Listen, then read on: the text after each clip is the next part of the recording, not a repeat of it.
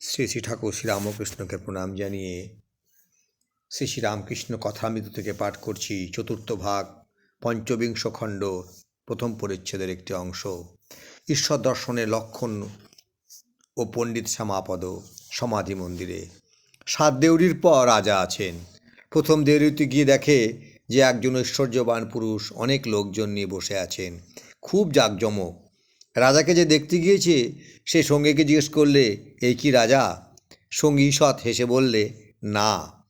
দ্বিতীয় দেউড়ি আর অন্যান্য দেউড়িতেও ওইরূপ বললে। দেখে যত এগিয়ে যায় তত ঐশ্বর্য আর জাঁকজমক। 7 দেউড়ি পার হয়ে যখন দেখলে তখন আর সঙ্গীকে জিজ্ঞেস করলে না। রাজার অতুল ঐশ্বর্য দর্শন করে অবাক হয়ে দাঁড়িয়ে রইল। বুঝলে, এই রাজা, এ বিষয়ে আর কোনো সন্দেহ নাই।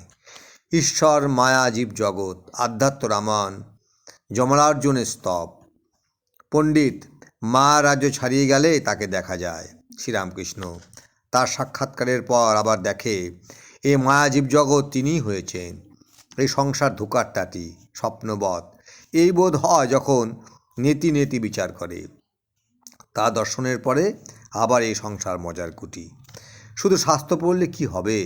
পণ্ডিতরা কেবল বিচার করে। পণ্ডিত আমাকেও পণ্ডিত বললে ঘৃণা করে, ওইটি তার কৃপা। পণ্ডিতরা কেবল বিচার করে, কিন্তু কেউ দূত শুনেছে, কেউ দূত দেখেছে। সাক্ষাৎকারের পর সব নারায়ণ দেখবে, নারায়ণই সব হয়েছেন।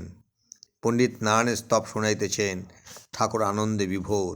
পণ্ডিত সর্বভূতস্থমাত্মানং সর্বভূতানি চাত্তনি ইক্ষতে যোগযুক্তাত্মা সর্বত্র সমদর্শন। শ্রীরামকৃষ্ণ আপনার আধ্যাত্ম দেখা আছে? আগে হ্যাঁ, একটু দেখা আছে।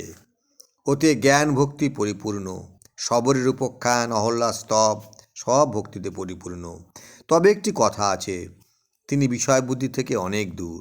পণ্ডিত যেখানে বিষয়বুদ্ধি তিনি সদূরম, আর যেখানে তা নাই সেখানে তিনি অদূরম।